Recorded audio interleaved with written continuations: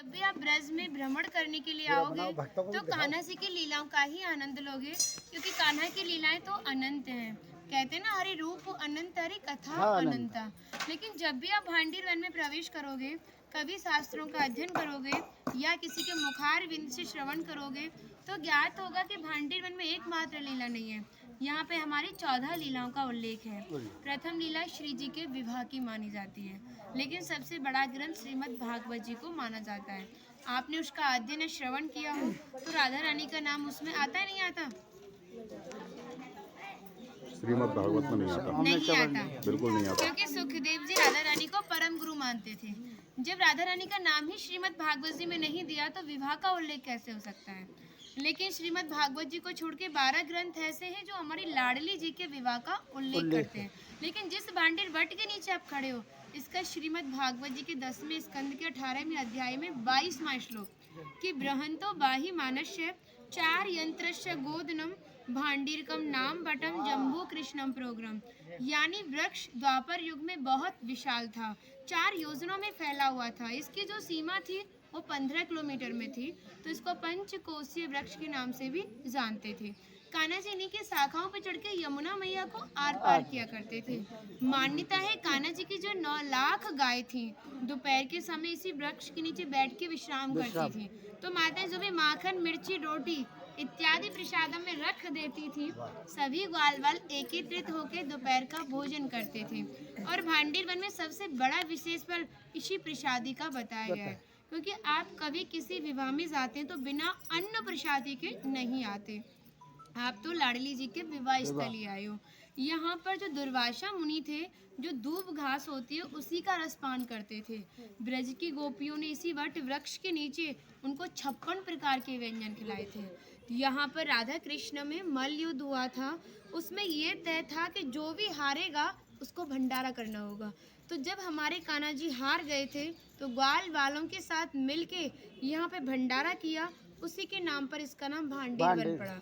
यहाँ पर ब्राह्मण पत्नियों ने भी कान्हा जी को भोजन प्रसादी खिलाई है, और ठाकुर जी ने ब्रजवासियों से ये टुकड़े मांग के पाए थे, तभी नाम दिया था इसका मधुकरी।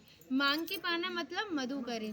तभी शास्त्रों में ब्रजवासियों को अपना हृदय बताया और कहा कि जब तक ब्रजवासी की कृपा नहीं होगी, ठाकुर जी की कृपा बहुत दूर की बात है।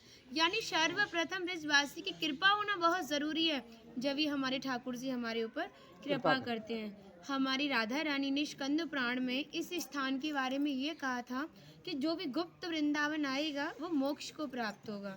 यानी भांडीर वन को ही उन्होंने गुप्त वृंदावन कह के संबोधित किया। तो कान्हा बोले, तुम इतनी बड़ी बात को कह रही हो, लोग पाप करेंगे और सीधे दौड़े भांडीर वन चले जाएंगे, क्योंकि आपने तो मोक्ष धाम ही भांडीर वन को कह दिया। तब हमारी लाडली जी ने कहा, नहीं कान्हा, मैं जिस पर विशेष कृपा करूंगी, जिसके प्रति मेरी भक्ति भाव दोनों सच्चे हैं और भक्त मेरी शादी में उपस्थित है। यानी आज से 5,500 वर्ष पूर्व आप इस स्थान पर थे। मनुष्य तो कोई था नहीं, तो अपने आप को कीड़े मकोड़े, घास फूस, पतझड़ इत्यादि अपने आप को मान सकते हो। जो भक्त उनकी शादी में उपस्थित था वो भक्त कई बार वृंदावन आएगा, जब जाके गुप्त वृंदावन आएगा, और डायरेक्टली नहीं, किसी ना किसी के माध्यम से। इस स्थान तक पहुंचने के लिए माध्यम का होना बहुत ज़रूरी है, और सारा श्रेय भी माध्यम को जाता है, क्योंकि माध्यम ही हमें ऐसे दिव्य स्थान पर पहुंचाता है। और जो भी भक्त भांडीर वन में प्रवेश करेगा, प्रवेश करने से जो कान्हा ने 14 लीलाएं भांडीर वन के अंदर की हैं, उनके दर्शन मात्र का फल प्राप्त होगा। और जो भी यहाँ की एक किनका प्रसादी पाएगा और एक रात्रि निवास करेगा, वो इस ब्रज गौलोक धाम से वैकुंठ गौलोक धाम को जाएगा, क्योंकि जो हमारे ठाकुर जी ने गौलोक धाम को इस 84 कोस में ही बांटा है। आप यहाँ पे जो भी दर्शन करोगे वो प्रकृति की देन के हिसाब से और मानव निर्मित दर्शन है, लेकिन आप गौलोक धाम में जो भी दर्शन करोगे वो ठाकुर जी के हिसाब से हैं। जैसे गर्ग संहिता के 6वें अध्याय का नाम है गौलोक खंड, आप उसका अध्ययन करोगे तो भांडीर वट का एक दिव्य वर्णन का अध्ययन करोगे। कहते हैं गौलोक धाम में ब्रजा नदी के किनारे भांडीर वट है, यानी यमुना मैया का नाम ही गौलोक धाम में ब्रजा है। तो यहाँ पर भी आप एक भांडीर वट के दर्शन कर रहे हो। कहते हैं लोकनाथ प्रभु जी ने कहा है कि अगर भक्त इस भांडीर वट का दर्शन कर ले, दर्शन मात्र से, स्पर्श की तो बात बहुत दूर की बात है, दर्शन मात्र से ही उसे दोबारा गर्भ में जाना नहीं पड़ता। यानी भक्त 84 लाख योनियों से मुक्त होकर मोक्ष को प्राप्त करता है। बोलो राधे राधे। राधे। इनका माता जी का नाम है इंदुलेखा, जो भगवान की राधा रानी की 8 सखियां थी उनमें से एक है ना। और कुछ मन नहीं कर रहा, कितनी तारीफ करे, वो है नहीं इसलिए बोल नहीं रहे, गुजरा कृपा कारण स्टार्ट कर दिया। हम सब केवल बाजरे की रोटी खिला रही हो, तुम सच में राधा रानी हो। और ऐसा आशीर्वाद दो हम सबको, सच में ऐसा आशीर्वाद दो कि हमारी मैया भी, हमारी सब माताएं भी थोड़ा थोड़ा जिनसे ये मिलें।